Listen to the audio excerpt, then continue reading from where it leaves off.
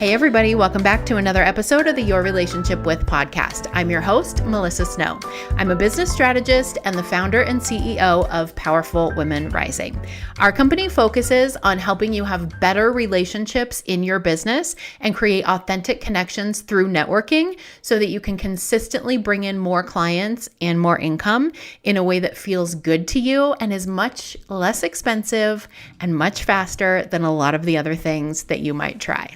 I don't know. Maybe you've already tried them. I've tried them. In fact, today's guest is someone that I met while engaging in one of those shiny objects. Many years ago, I was participating in a mastermind, a very expensive mastermind. Well, that's a relative term, but I say it was expensive. But it was worth it because I got to meet Lara Johnson, and she is an incredible human being. And I'm so excited for you to hear this episode, even if you're not a mom, because we are talking today about your relationship with mom guilt. And this actually goes along really well with the podcast episode that I recorded last week that was about your relationship with doing nothing. And these things that we tell ourselves, the stories that go on in our brain that sound really real about how we're not doing enough and we should be doing more, and that it's not okay that we're quote unquote doing nothing. And there's a whole other level of complexity that I think comes with this when you talk about being a woman, or you talk about being a mom, or you talk about being a wife, right? And even I use the term mom very loosely, and please know that in this episode we're using that term very loosely because there are a lot of roles that are similar to being a quote unquote parent, right? Even I feel this as an aunt sometimes, that I'm not doing enough for my nieces and nephews. I feel this a lot. It's not on the same level, but I feel this a lot with my foster kittens. Like, oh, I'm not spending enough time with them. I'm not doing enough with them. I'm not socializing with them enough, right? So there are a lot of different roles, although today we're talking about mom guilt, but it exists in a lot of the other roles that you play too. So I am really excited for you to hear this episode because I think it's going to be really helpful with a lot of those stories that you tell yourself. We're talking about what mom guilt is, where it comes from, what the antidote for it is, and what to do when you feel like you have nothing left to give. Super helpful because we've all been there. Okay, so let me introduce you to Lara. She's been married for 14 years. She has 4 beautiful and diverse tyrants, aka children, 2 very spicy cats, and a business that she calls her 5th child. Can you relate to that? She has the best job in the world helping moms live their lives on purpose and with purpose. As a speaker, podcast host, writer, consultant, and coach, she's helped thousands of moms be in a better mood, play more with their kids, manage their homes better, get their to-do list done, and answer their purpose with fire in their souls. Please enjoy my interview with the fabulous Lara Johnson.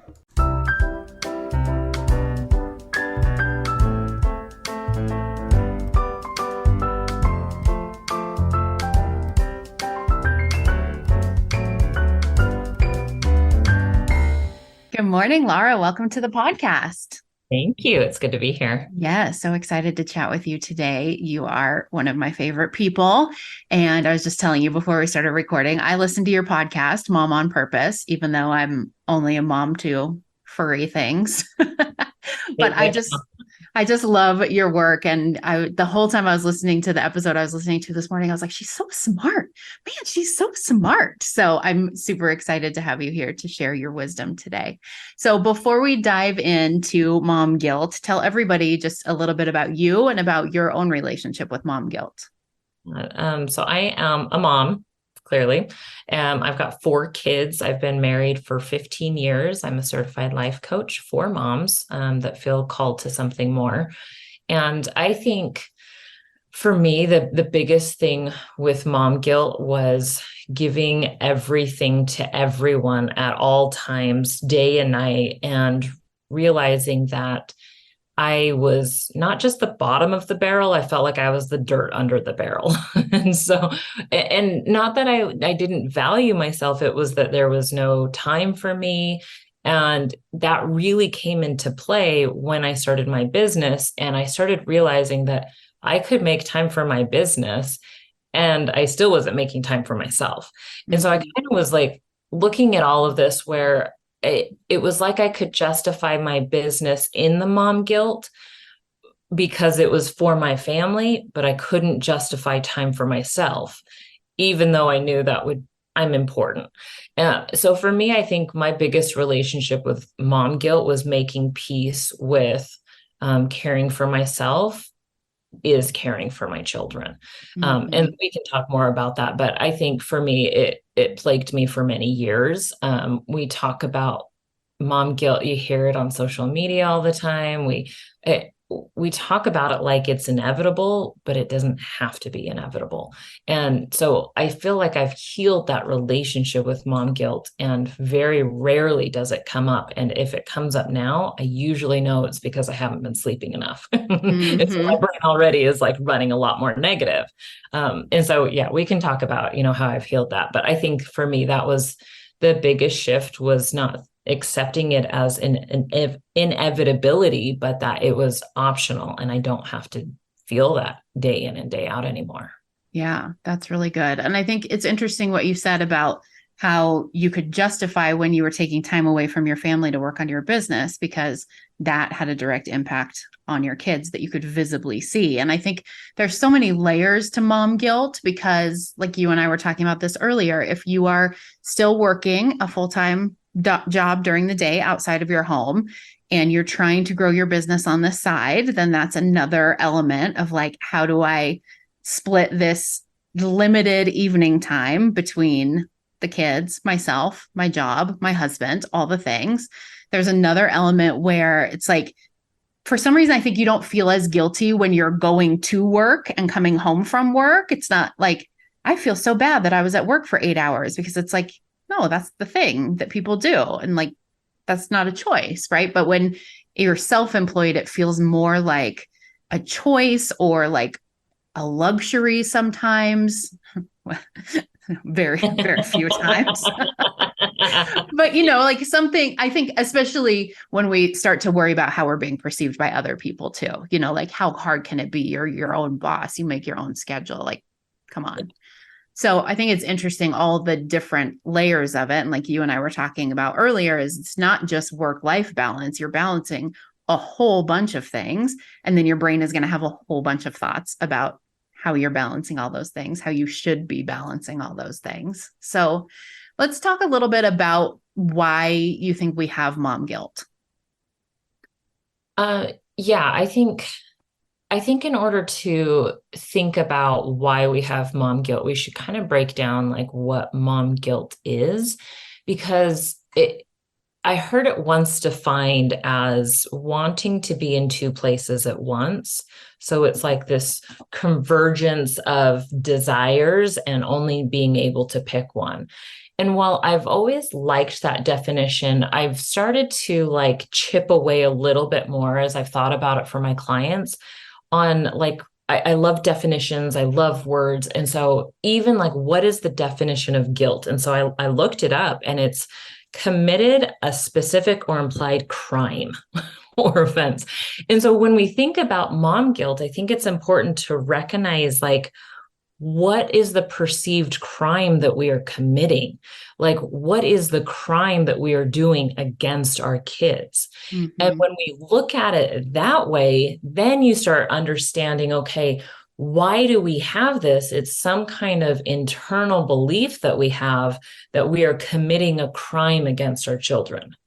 And I like using that word crime, because I think already it will like, well, I'm not committing a crime against my kids, right? Like, I love my kids. I'm feeding them, I'm clothing them. But there is an internal belief that there is something happening that shouldn't be happening against kids that you love. Mm-hmm. And I think that's why we have it, is because we have some kind of internal belief system that we are coming up against. And when we come up against that, we think we're losing every time. Thus the mom guilt. Mm-hmm. And so for me, that's kind of where I think about like why we have it. It's really understanding our internal belief systems that are very subconscious, based on the culture, the religion, the society, the family, the generations that you're part of. That's what you're bringing into surface. And so like an example of this for me was when I was growing up, and I have amazing parents. Okay. Like, let's just say, like, I love my parents. I have amazing grandparents.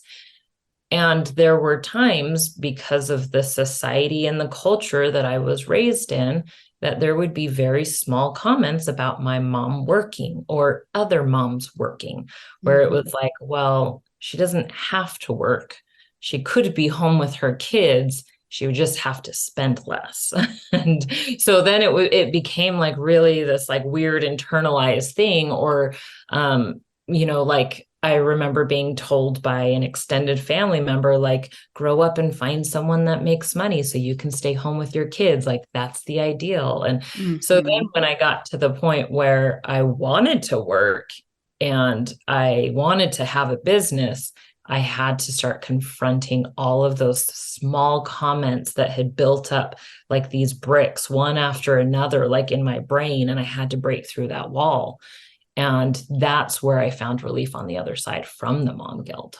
Yeah, absolutely. Because I think so much of it, maybe all of it, is created by whatever stories we're telling ourselves about what kind of a mom we should be. Like, this is a very, very minor scale. I actually despise it when people refer to their pets as their children or their fur children. I'm like, okay, I've watched my sister raise 4 human babies. It is nothing even remotely close, but this is the best comparison I have for it. Like, I foster kittens, and sometimes I'll have these really tiny kittens that are just like very needy, and they're all upstairs in a room. And sometimes I'll be down here and I'll be working for like 6 hours, and I'm like, shit, I didn't feed the kittens.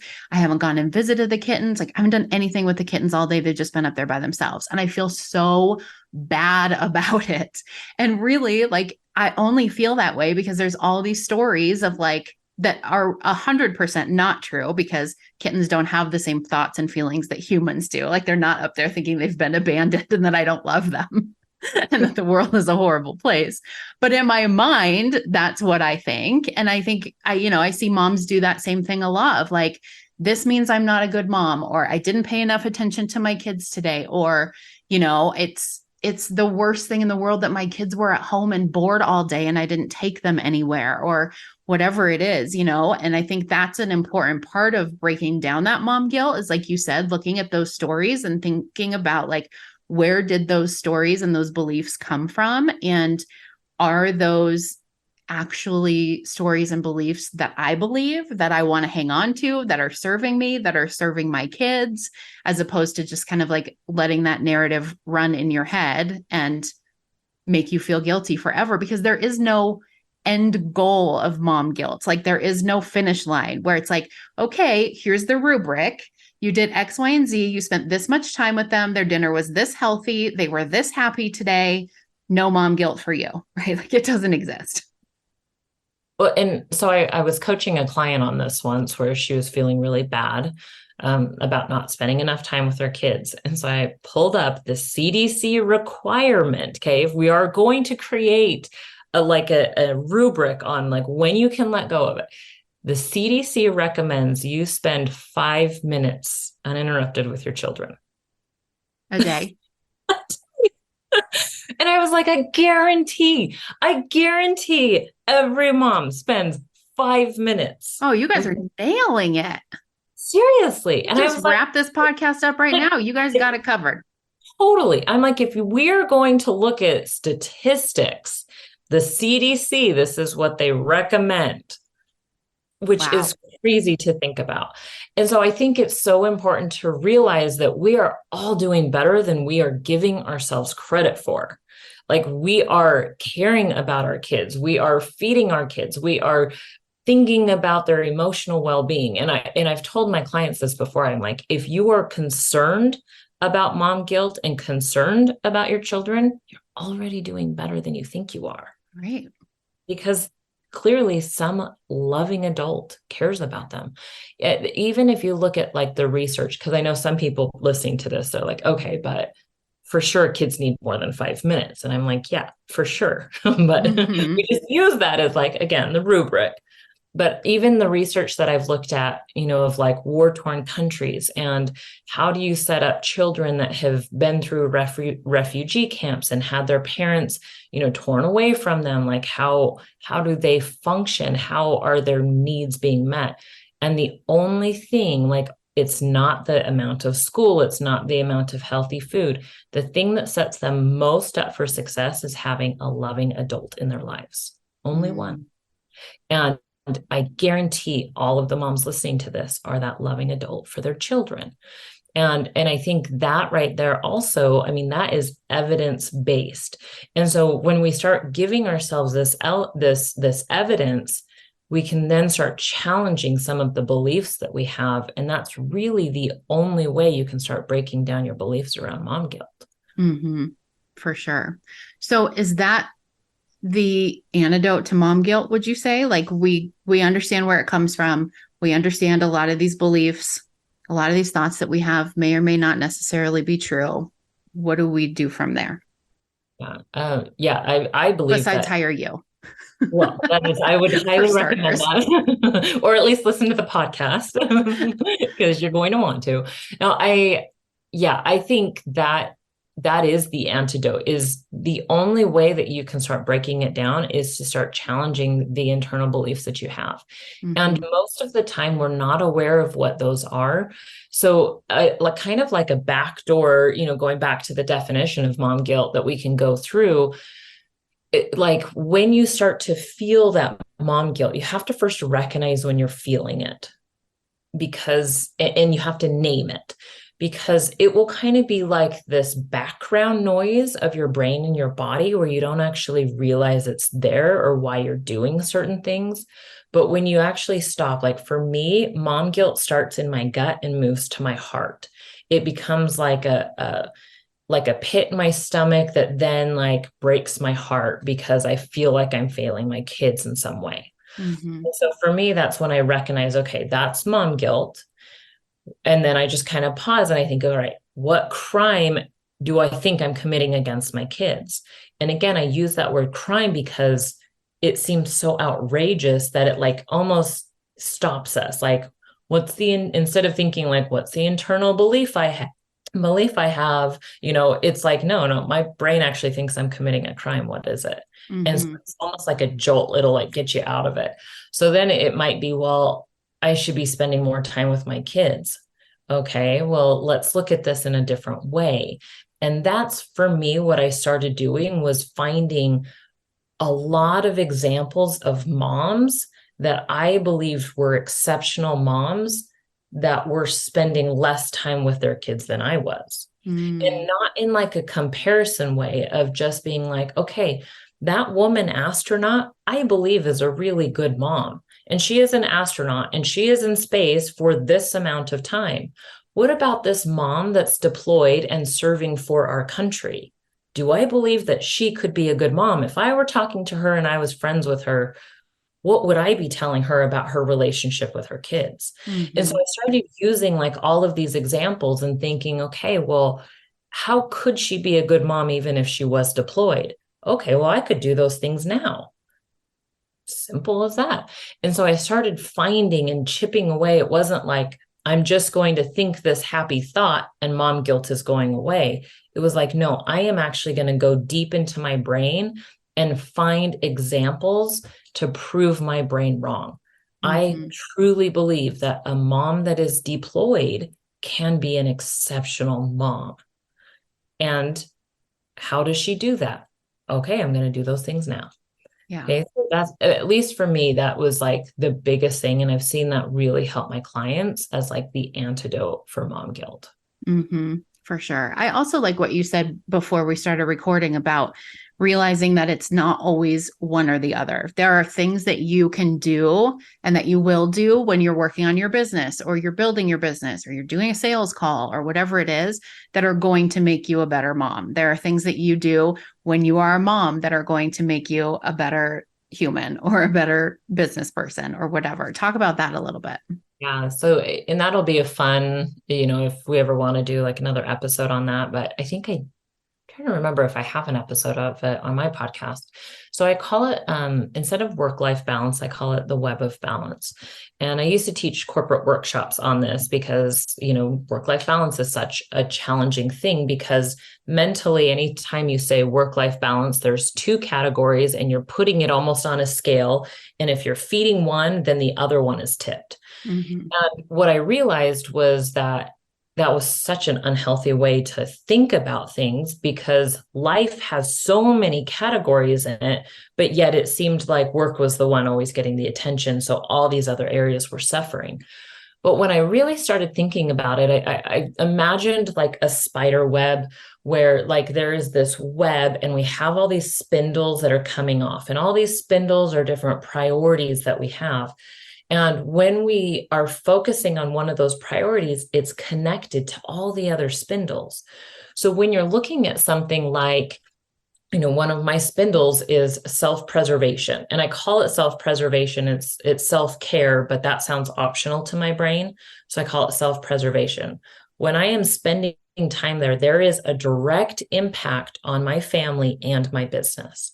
And I have to preserve myself in order to keep that web strong.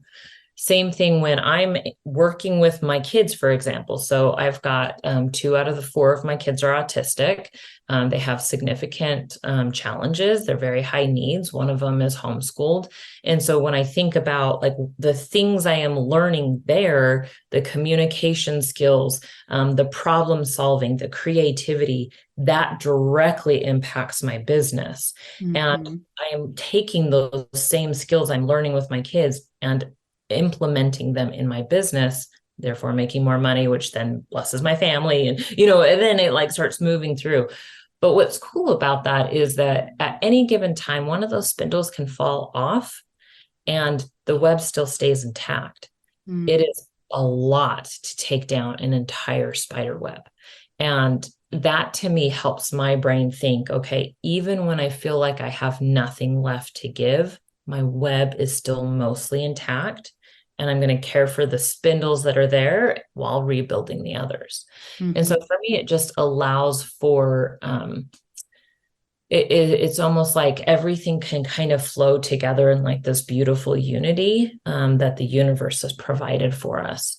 And I love nature. So I love being able to take those lessons and see, how do I apply that into my own life and motherhood? Yeah. So what do you do when you feel like you have nothing left to give? Because I know that's a big challenge for me in business, right? It always feels like there's something else that needs my attention, someone else that needs something from me, some brilliant idea I just came up with at 3:00 in the morning that I think has to be executed right this second. And I know that's a struggle for moms too, feeling like everybody always needs something from them. And inevitably you get to the point that you're like, I have nothing left for you, for my business, for nothing. I'm just going to go lie down, but I can't. I think it's such an important, again, like I love to study nature. I live near the mountains. I'm in the mountains regularly. And we're at the season where the leaves are starting to change, and pretty soon they'll drop. We'll enter winter and things look so different. And I think so much of us demand that our bodies and our businesses stay in spring and summer at all times. And where we're always trying to grow and to bloom and to, we keep going. And even thinking about like a tree that has all of its leaves on and it provides shade for other people, and it's providing, we're in harvest and all this food is coming. And I just think about how interesting that is, that we demand that, but yet even nature doesn't do that. Mm-hmm. So our bodies are not built to be on and full steam at all times. And I recognize this even in myself. I feel like I'm in a more like wintering season right now, where I'm at my max capacity. My youngest is 10 months old right now. So we're like coming out of like the first year postpartum. We had to pull my oldest autistic son out of school this last year. So, I mean, my husband's just about to change jobs. So there's like these big life things that are happening. And I feel like I've needed to winter because I have nothing left to give. And it's, again, it goes back to our thoughts on like, I shouldn't be doing this. I should be doing this. And I've really had to give myself permission that if nature is allowed to do this, so am I. And when I get to that spot, I build like a hierarchy of priorities within my mind where, yeah, sometimes I do still have to show up for my kids. Like they don't stop. I choose to still show up for my clients, but there are pieces within that I just stop doing in my wintering season. So an example of that is like, I don't think I've posted on social media in weeks because I'm in a wintering season. And that's like one of those like hierarchies that I choose not to.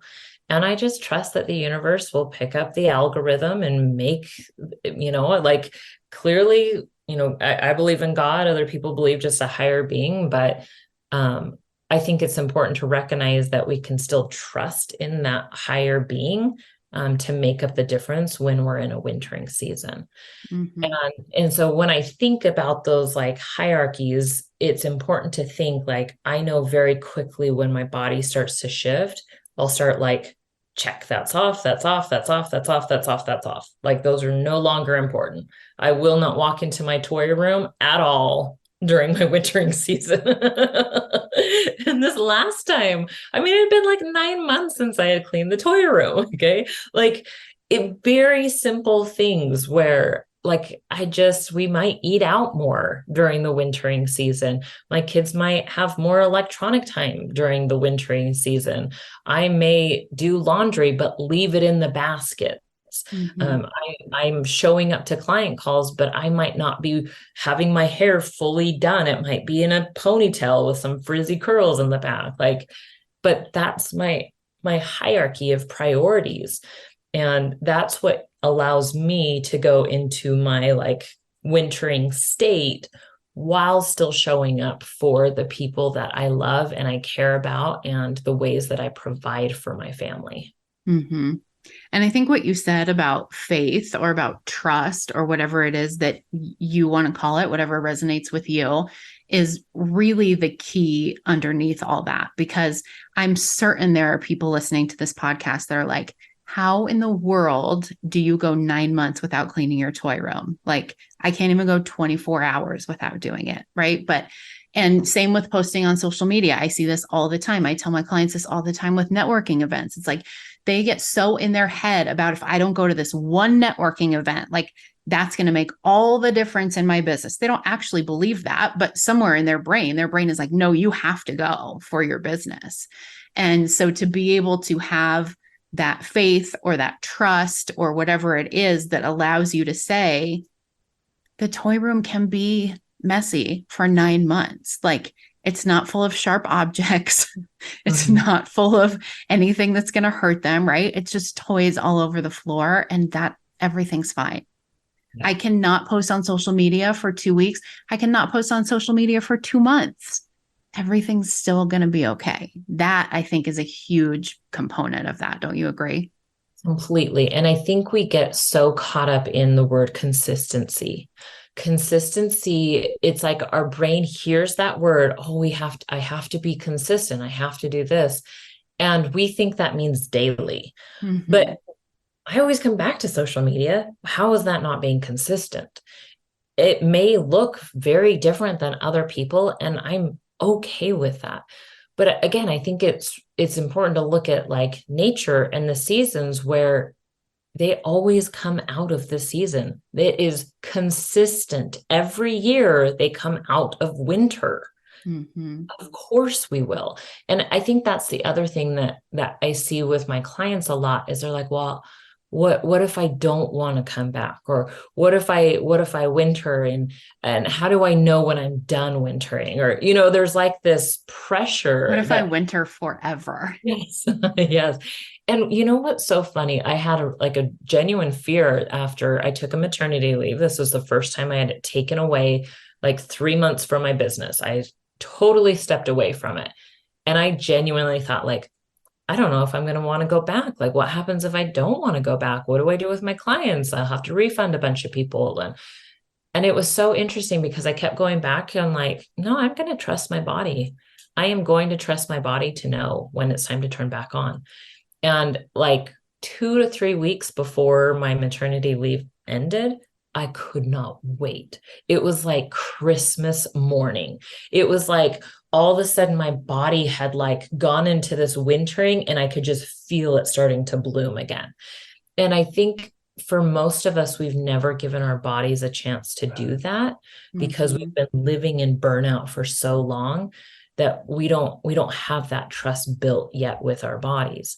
But if you truly, genuinely, like on a deep level, experiment with that, you'll see that it does turn back on.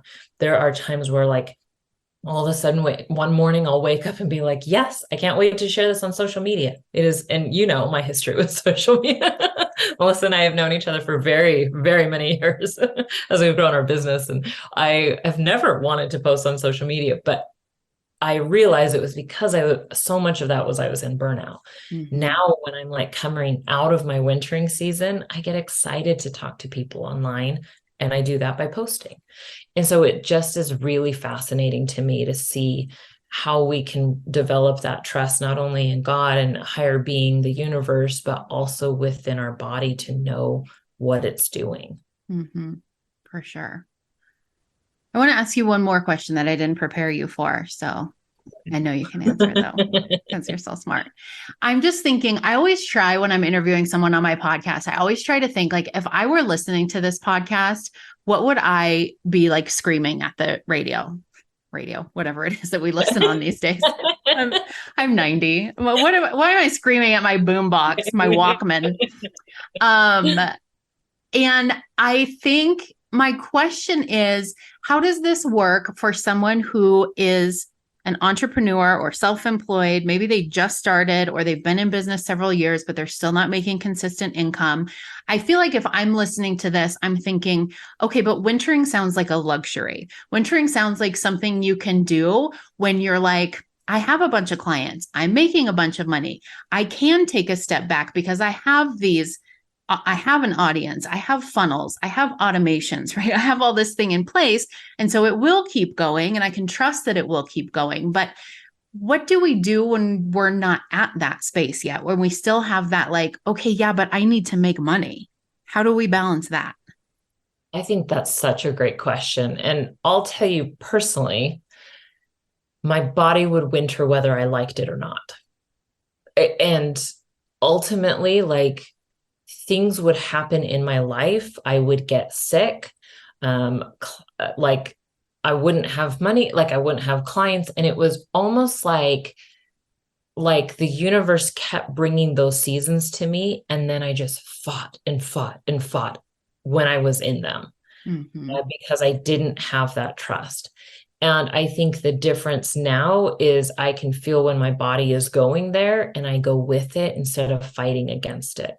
And so I love what you said on like, that is a mindset shift, that wintering is a luxury. I used to believe that 1000%. And now I realize that wintering is happening, whether I like it or not. And now I'm at a spot where I have tools in place to hunker down and ride the storm.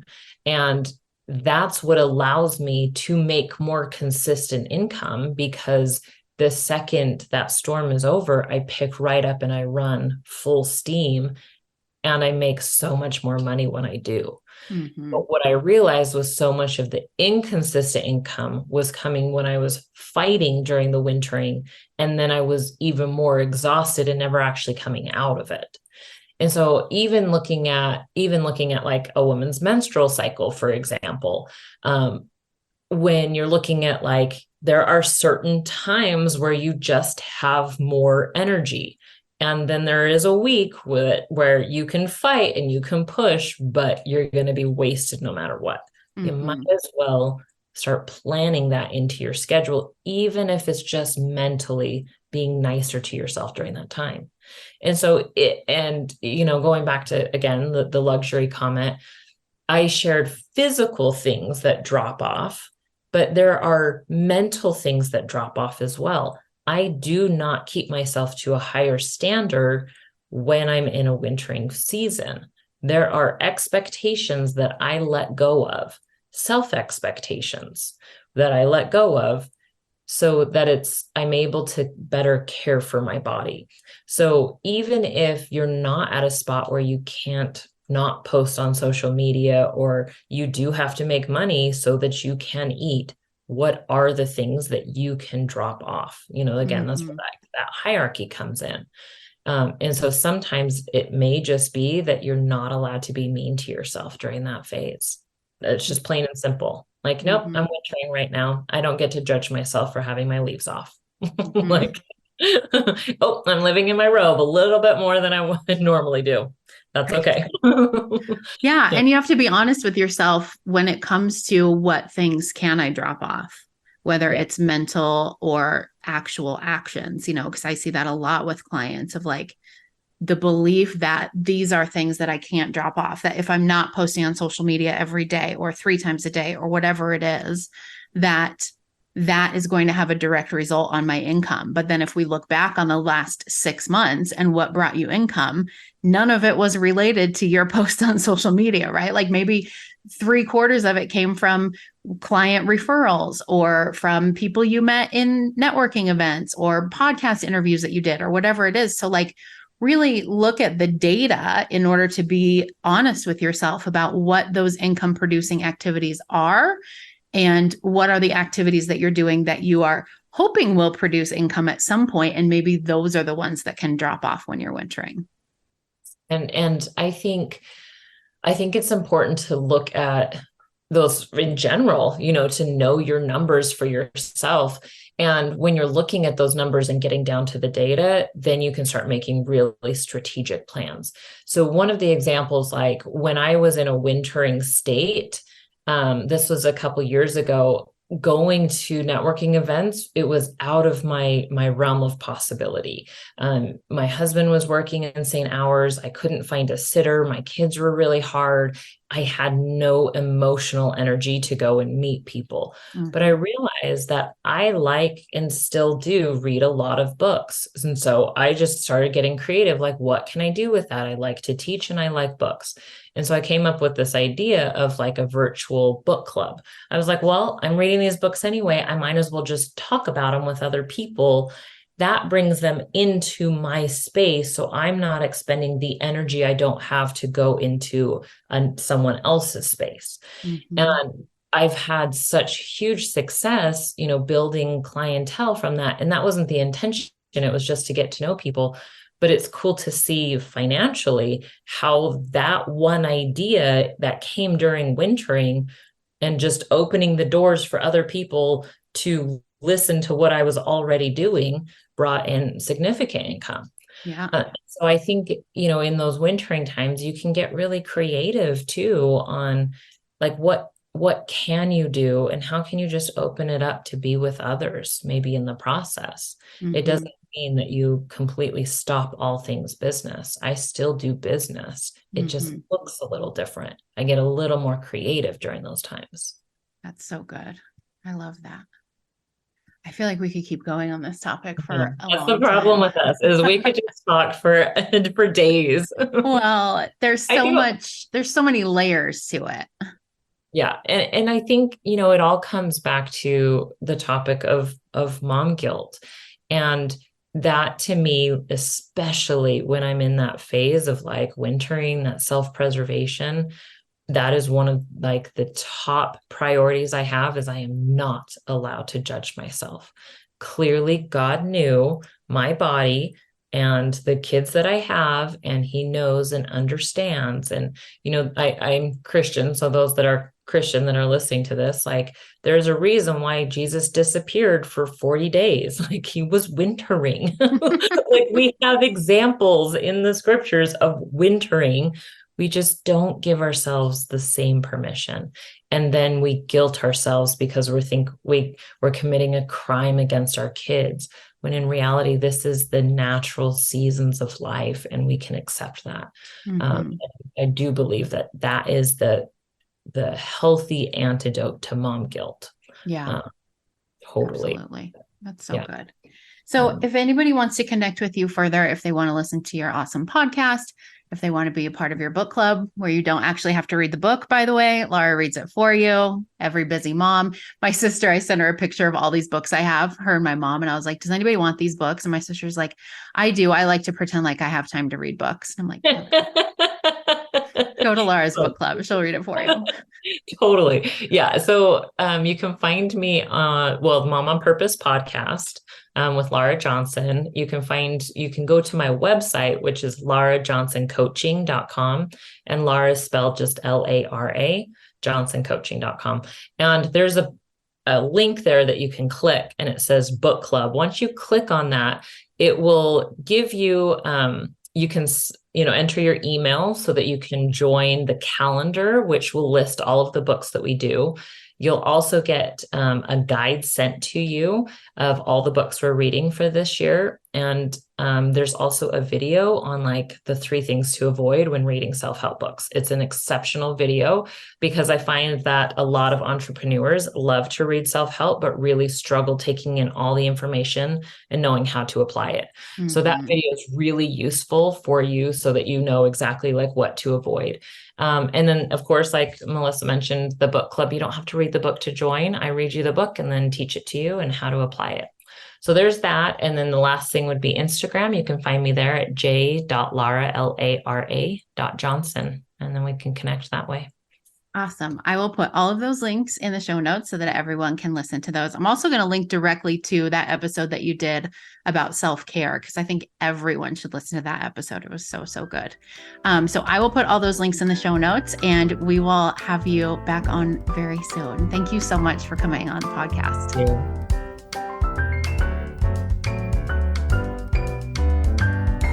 Thank you so much for listening to another episode of the Your Relationship With podcast. Wasn't that a great interview? I just love her so much. I'm going to drop all of Lara's links in the show notes so that you can connect with her in the way that works best for you. She's got a book club that is for busy moms where you don't actually have to read the book. She reads it for you and then tells you what you missed. So that's amazing. And she's great to connect with on all of the social media platforms as well. If you want to continue to grow your business, you want to hang out with me, you want to hang out with some other super cool business owners who are growing their businesses through genuine connection and business relationships, also click the link in the show notes and check out the Powerful Women Rising community. We would love to have you there.